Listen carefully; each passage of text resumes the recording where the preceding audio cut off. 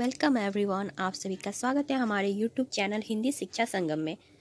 आज मैं आओ मिलकर बचाएं कविता की व्याख्या संक्षिप्त सार बताऊंगी, जो कि निर्मला पुतुल द्वारा रचित है। पहले हम निर्मला पुतुल जी की जीवन परिचय के बारे में जानेंगे। निर्मला पुतुल, इनका जन्म सन 1972 ईस्वी में दुमका, झारखंड में हुआ था। इनकी प्रमुख रचनाएं हैं नगाड़े की तरह बजते शब्द, अपने घर की तलाश में।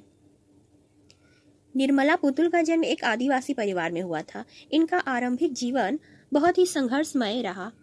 घर में शिक्षा का माहौल होने के बावजूद भी रोटी की समस्या से जूझने के कारण नियमित अध्ययन बाधित होता रहा। अर्थात इन्हें रोटी की समस्या नहीं थी, फिर भी इन्हें अध्ययन के लिए अनेक समस्याओं का सामना उठाना पड़ा।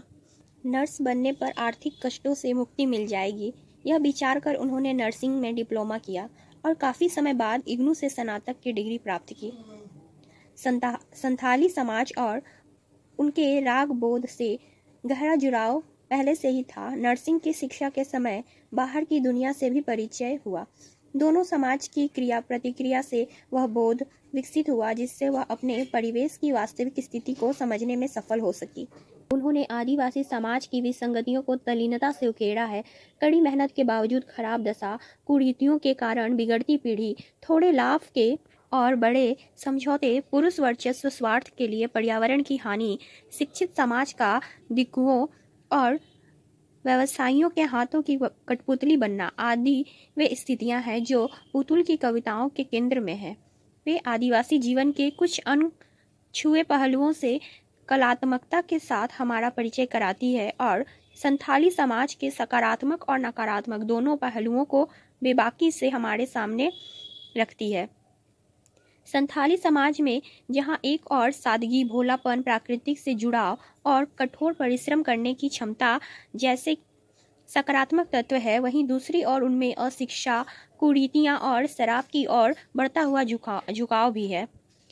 आओ मिलकर बचाएं कविता में दोनों पक्षों का यथार्थ चित्रण हुआ है। बृहत्तर संदर्भ में यह कविता समाज में एक चीजों को बचाने की बात करती है, जिसका होना स्वस्थ सामाजिक प्राकृतिक परिवेश के लिए जरूरी है।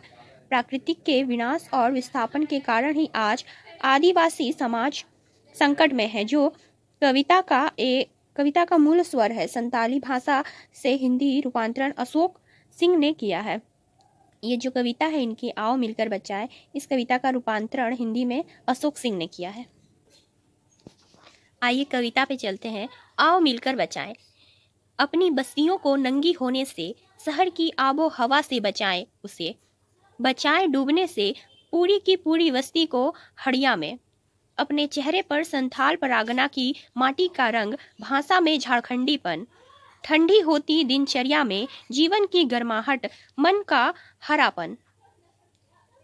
भोलेपन दिल का, अक्कड़पन, जुझारूपन भी। भीतर की आग, धनुष की डोरी, तीर का नुकीलापन, कुल्हाड़ी की धार, जंगल की ताजी हवा, नदियों की निर्मलता, पहाड़ों का मौन, गीतों की धुन, मिट्टी का सौंधापन, फसलों की लहलहाहट।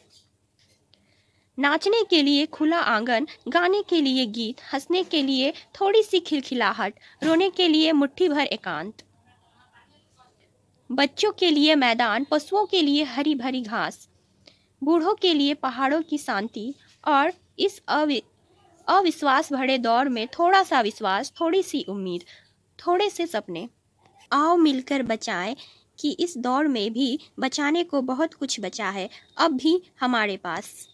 तो ये थी कविता। आगे हम कविता की व्याख्या संक्षिप्त सार के रूप में करेंगे। हिंदी कविता में निर्मला पुतुल जी का बहुत ही महत्वपूर्ण स्थान है। ये आदिवासी कवित्री है। निर्मला जी की कविता आओ मिलकर बचाएं आदिवासी जीवन, प्राकृतिक और संस्कृति की रक्षा का शक्तिशाली संदेश देने वाली कविता है। इसमें कवित्री ने आधुनिक विकास के कारण नष्ट होती प्राकृतिक संस्कृति और मानवीय मूल्यों की चिंता व्यक्त की है। कविता में समाज से सामूहिक प्रयास की अपील करती है कि हम सब मिलकर अपने जंगल, भाषा, संस्कृति और मानवीय संबंधों को बचाएं। इस कविता का मुख्य विषय प्राकृतिक संस्कृति और आदिवासी अस्तित्व की रक्षा है। कवित्री बताती है कि आधुनिक विकास, उद्योग और लालच के कारण जंगल कट रहे हैं, नदियां सूख रही है और आदिवासी समाज की परंपराएं समाप्त हो रही है। इसलिए सबको पुकारती है कि हम मिलकर इन चीज़ों को बचाएं। इस कविता में कवित्री यह संदेश देती है कि केवल पेड़ पौधे ही नहीं बल्कि भाषा, लोकगीत, परंपराएं, रिश्ते और मानवीय संवेदनाएं भी बचाना जरूरी है। वह कहती है कि अगर जंगल नष्ट हो गए तो केवल प्राकृतिक ही नहीं बल्कि उन लोगों का जीवन भी खत्म हो जाएगा जो जंगल पर निर्भर करते हैं। इसलिए समाज के हर व्यक्ति को जिम्मेदारी लेकर प्राकृतिक और संस्कृति को बचाने का प्रयास करना चाहिए। कवित्री आगे कहती है कि आदिवासी समाज की पीड़ा को सामने लाती है और वह बताती है कि विकास के नाम पर उनकी भूमि और जंगल उनसे किस प्रकार छीने जा रही है। इससे उनकी संस्कृति, जीवन शैली, पहचान सब खतरे में पड़ रहे हैं। इस प्रकार कवित्री केवल प्राकृतिक प्रेम नहीं बल्कि सांस्कृतिक अस्मिता की रक्षा का भी संदेश देती है। कविता की भाषा सहज, सरल और प्रभावशाली है। इसमें आह्वान, पुकार की शैली का प्रयोग किया गया है। कवित्री का संदेश है कि यह हम समय रहते प्राकृतिक और अपनी सांस्कृतिक विरासत को नहीं बचाएंगे तो आने वाली पीढ़ियां बहुत कुछ खो देगी। इसलिए हमें मिलकर अपने पर्यावरण और मानवीय मूल्यों की रक्षा करनी चाहिए। तो ये थी निर्मला पुतुल द्वारा रचित और मिलकर बचाएं कविता का संक्षिप्त सार। आशा करती हूँ कि आपको यह वीडियो पसंद आए। यदि वीडियो पसंद आए तो वीडियो को लाइक, शेयर करें और चैनल पर नए हो तो चैनल को सब्सक्राइब करें। मिलते हैं अगले वीडियो में, तब तक के लिए धन्यवाद।